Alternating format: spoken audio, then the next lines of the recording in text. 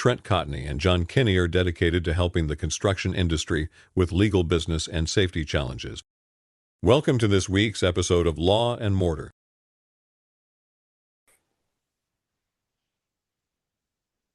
Hey, this is Trent Cotney. I'd like to welcome everybody to another episode of Law and Mortar. As always, I got John Kenney with me. John, how are you doing? Hey, I'm doing great as always. I love being here, and it's always good to see you again, buddy. Yeah. This is one of my favorite times. We get to talk a little bit in advance, and then always kind of catch up on what's going on both on the construction and law side. So you and I were kind of talking a little bit, and there were some high points that I think you wanted to hit that I think are going to resonate with our listeners. So why don't we kind of start with that, sort of a mini state of the industry? Why don't you go ahead? Yeah, that sounds good. So I've been really studying and watching what's going on. So I kind of been really deep diving in the data and going back like 6 months worth of it to really see what's happening besides just the current affairs. So I kind of did put together state of an industry, hopefully what contractors need to know, and I hope they get a lot of this. So Trent, from where I'm sitting, this is one of those moments where contractors need to get very honest about where the market's at, right? There's still work out there and there's still bid activity and there's still companies that look busy. There's no doubt about it. But I said, what I'm seeing is busy doesn't mean the same as being healthy. That's the key right now. So, that's really the issue. So the real question that I'm seeing is not whether work exists. The real question of what I'm looking out there and watching is whether that work is still profitable, still financeable, and still executable with everything hitting the market at once. There's a lot of things going on out there at one single time. And I think because we have a lot coming at this industry right now, what do we have? We have a war with Iran pushing energy concerns and oil prices higher and higher. We still have tariffs putting pressure on materials and equipment. We still got labor pressures. The immigration hasn't gone away. Legal entry is still tight. All the things that we already know that's out there. And then what really caught my eye this month, was the reports that came in from February jobs. They were a downward revision in prior months, and unemployment ticked up a little bit. Now, on a whole, we all get used to that, up and down, up and down. We're watching it. But construction had an interesting number in there. They lost almost 11,000 jobs in February.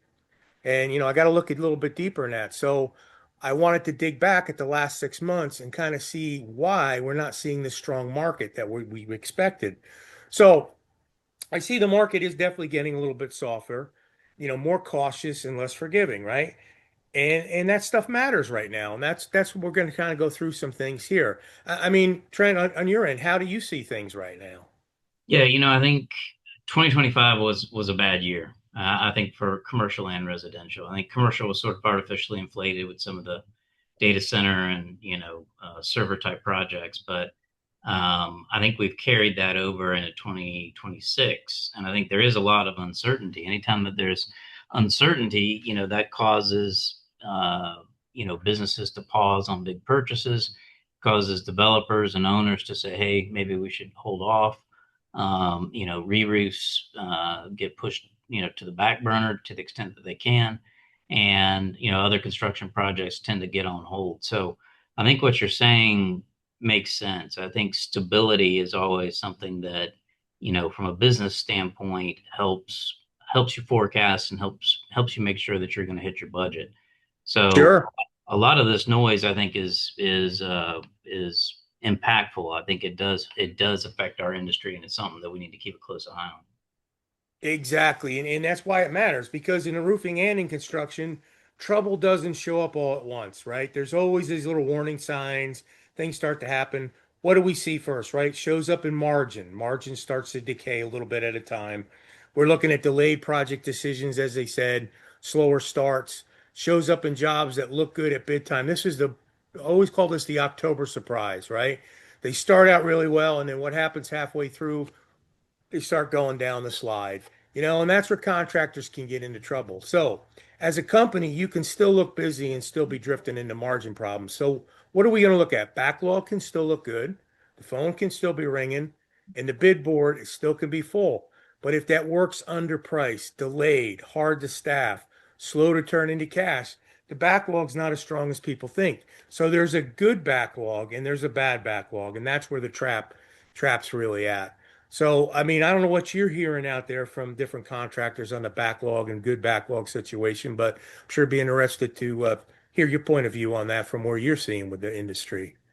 I think coming into 2026, there was some optimism. I think there's some concern out there because, you had the recent, Supreme Court decision on tariffs, and then kind of reversing that, additional tariffs have been asserted, and, understanding what's what there creates some, material pricing concerns.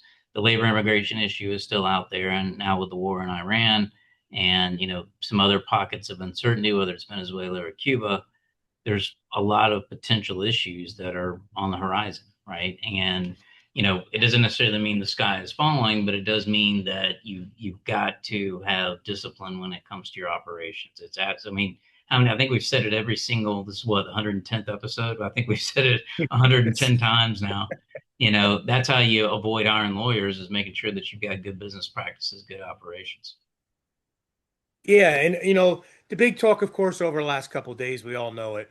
I mean, I know by your house where you're at, but I can tell you for a fact by my house, gas has gone up 42 cents a gallon at my station that's right up the street from me in this week. So yes, that's now all going to be all over the news. But we're going to think more than that because gas prices, oil prices go up and down. They're probably going to be up for a while.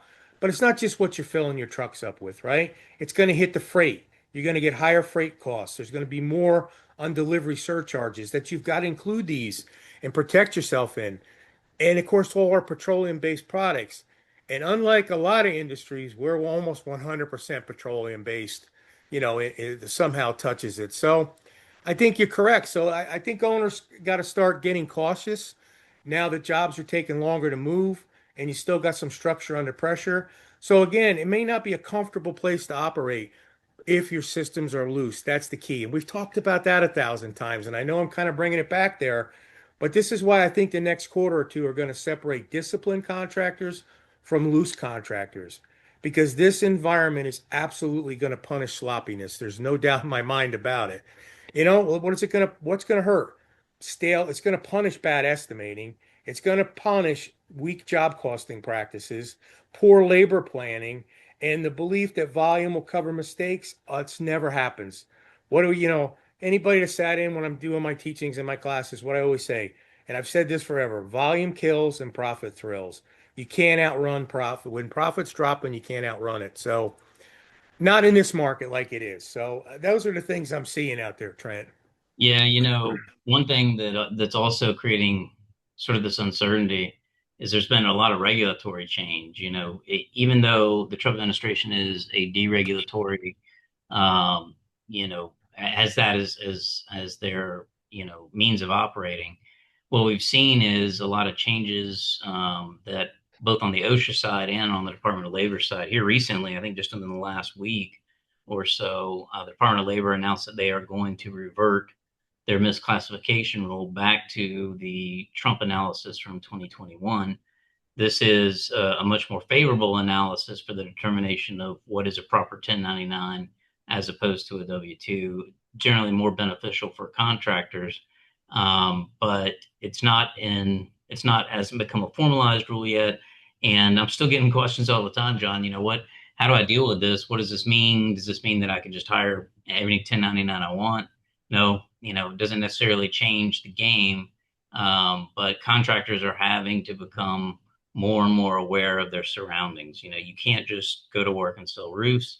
You've got to be checking the news. You got to understand what are these changes in regulations, because all of this stuff that's external is ultimately going to impact your bottom line. It's a lot. It's a lot of stuff coming at contractors at one time. This is almost like going into a theater and putting on those dark glasses and all of a sudden taking them off and you got a light show out in front of you. And that's the way it feels coming up. So again, never doom and gloom. That's not my style. So what's my message? You got to tighten up. You got to recheck your pricing faster, make sure it's right. Don't let estimates sit too long without updating your material, freight, and labor assumptions. Don't let them hang out there. Don't say your bids are good for 30, 60, 90 days because that's impossible. Look at your backlog honestly, right? Separate funded work from that called shady, shanky type work. What do I mean by that? The work that we put on the backlog that maybe we shouldn't have because somebody said we're going to get the job. Those are things now we don't want to all of a sudden wake up and watch half our backlog, vanish, right? We can't, wishful thinking is not going to get us there. Labor productivity. My God, I preach this all the time. Right now, you can't waste an ounce of labor out on the roof. You cannot. You want to make sure you're getting every single dollar of profit sucked out of every possible job you can. So you want to make sure that you've got that with good supervision. You want to stay, well, as you always said, I'm going to kick it back to you here in a second. Stay close to the cash. I can't tell you how many times Trent has told everybody, and I believe in that, cash is king, right? Get your billings out on time. Make sure you're collecting with the process. Don't have your aging run over. And then be careful on your change orders. And I know you see that all the time where change orders don't come to roost because something was done wrong. So, what do you see on those items now in the current market?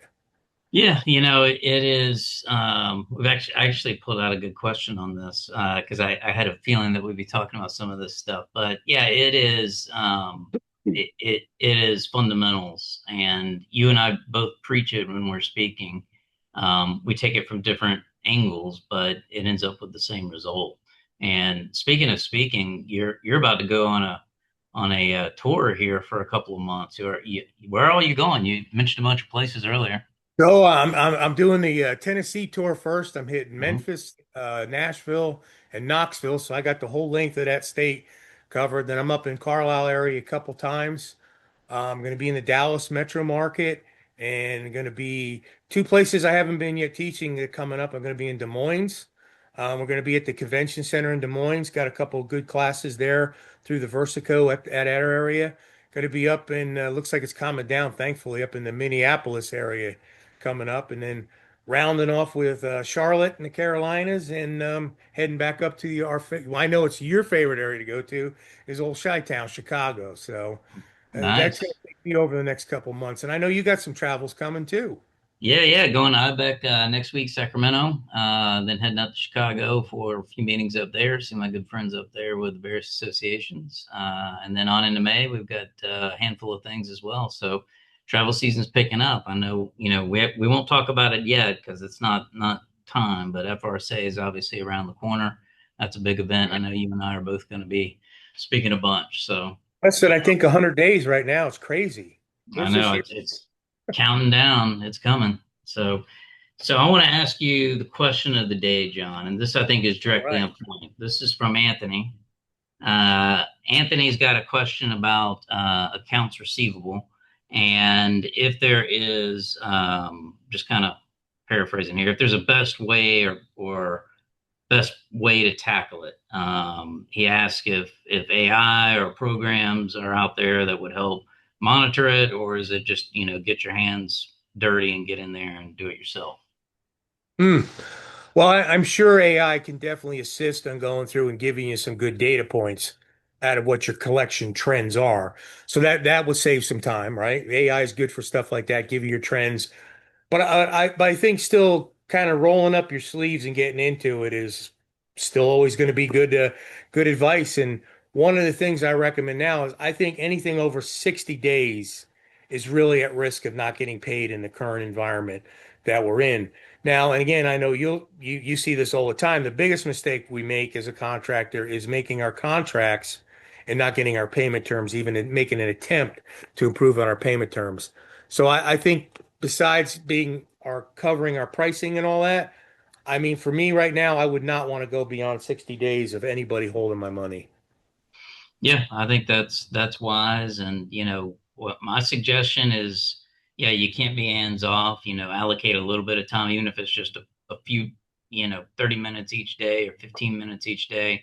Make sure that you understand that and that you're engaged in it. If you do have people that are doing it for you, make sure that they have verifiable performance metrics and that their comp is based off of that, so that you're incentivizing people to collect that money and to go out there and get you paid.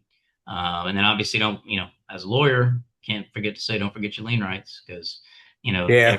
every state has their own laws and rules. Make sure that you're following, especially if you're going across state lines. So, John, we talked about a lot today. This was a good one. I'd like to thank Yeah. everybody for tuning in to Law and Mortar. We appreciate our loyal listeners. Spread the good word. You got any questions, you can always hit me up, Trent.Cotney@arlaw.com or at Trent Cotney anywhere social. John, where can they get you? Same way, you can give me an email at jkenney@cotneyconsulting.com or out on the social at jkenney or at John Kenney. Either way, you'll find it there. So we look forward to hearing from you all. Yeah, and if you don't want to hit us up that way, I'm sure we'll be in a city near you shortly. So swing by and say hi. Thank you guys. Appreciate it. Thank you. Bye now.